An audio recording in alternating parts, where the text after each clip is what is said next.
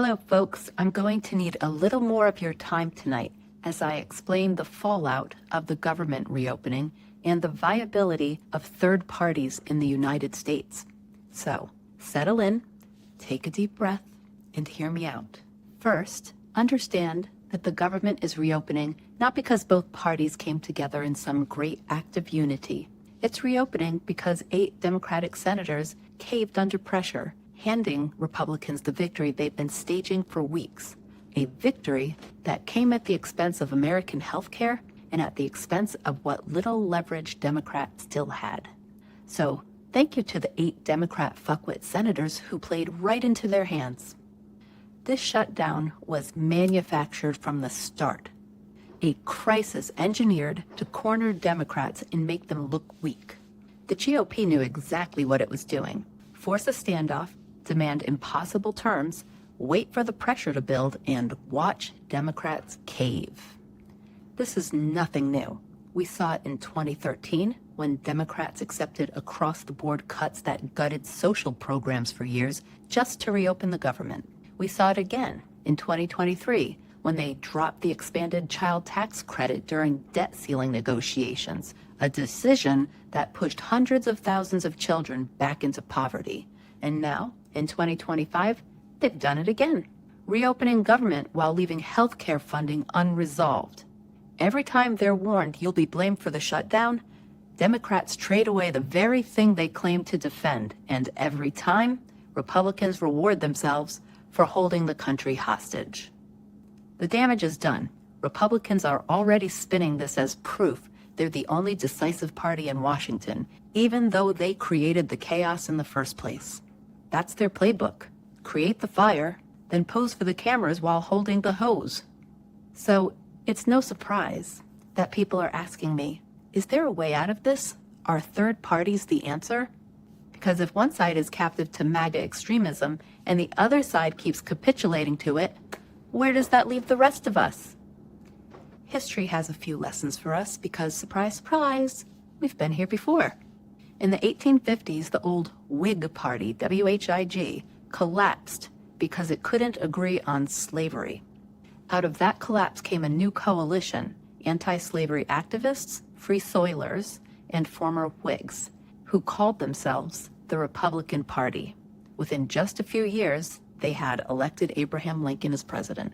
But to be clear, the Republican Party of the 1850s is nothing like the Republican Party of today. The original party was founded to end human bondage.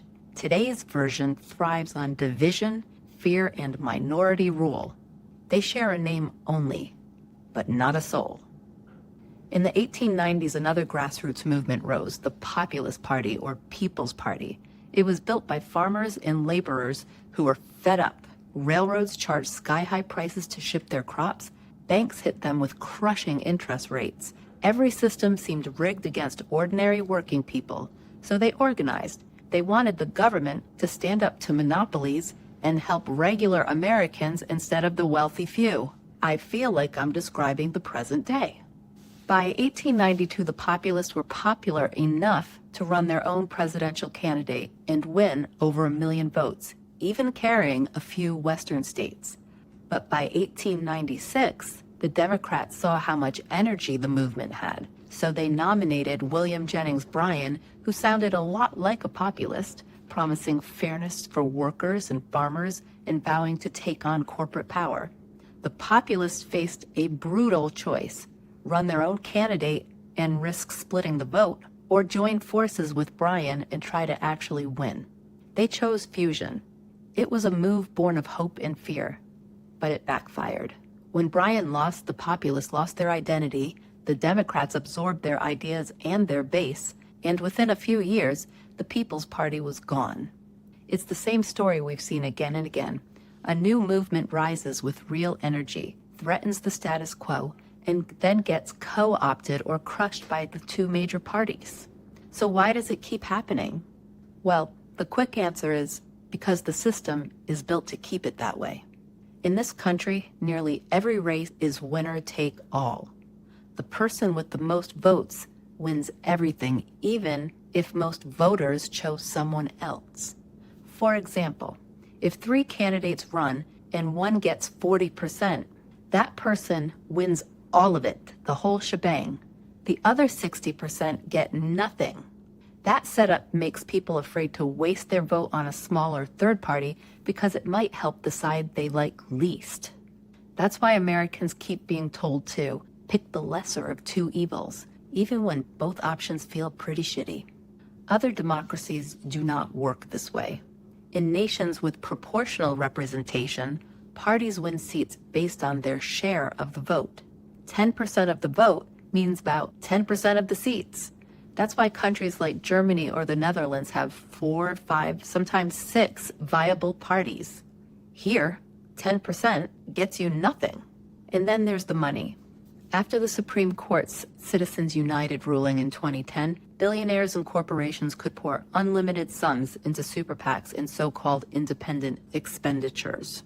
That flood of cash hardened the two-party grip even further because only they have the machinery to attract that level of donor money.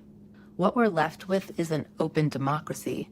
It's a political duopoly, 2 brands fighting over the same pile of corporate funding while pretending to be mortal enemies. There are glimmers of something new. The Working Families Party is winning local races and helping elect progressive candidates. The Greens and Libertarians, they've been around for a while, still hold hundreds of small offices nationwide. But without major rule changes, none of them can break through nationally. If we want real choice, not just the illusion of it, we have to change the rules. We need to adopt proportional representation so 10% of voters finally get 10% of the voice. We need to reform campaign financing so elections are about people, not donors. And it's time to bring back fusion voting so smaller parties can collaborate with larger ones without being swallowed whole. That's how you make third parties viable.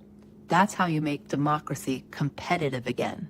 Because this shutdown wasn't about funding, it was a test of will. And the Democrats failed us. Republicans didn't win because they had better ideas. They won because they refused to blink. They weaponized the suffering of ordinary Americans and turned it into political theater. And once again, the so-called Party of the People fell for their act. So yes, the government will reopen, but at what cost? Families are still facing rising premiums, lost coverage, and broken promises. Republicans are celebrating a victory built on public pain, and Democrats are left scrambling to contain the fallout. The rest of us, we the people, have to see this moment for what it is. Not an ending, but a warning. If the parties won't protect our basic rights, our health care, or our dignity, then we have to. Because democracy doesn't collapse when bad actors take power. It collapses when good people give up the fight. And if you value this kind of deep dive work, you can drop something in my tip jar. The link's in the bio. Every bit of support keeps this work going and this history teacher talking, though sometimes you may wish I would stop.